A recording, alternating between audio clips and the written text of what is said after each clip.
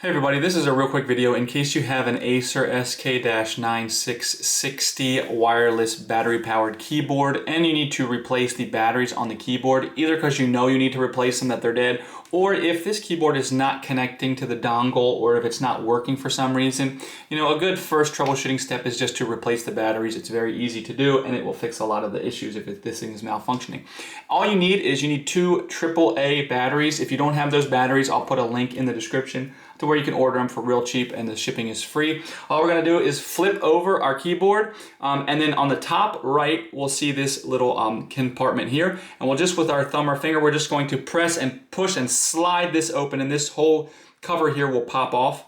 Once it pops off, we can just pop the old batteries out and then slide the new batteries in. There's a little image that shows you to where to put the plus minus of the two batteries. Slide them in and then you'll just put the little tongs in and push this cover back on, and that's really all there is to it. So anyways, I hope this video helped you. Thanks a lot for watching. Have a great day.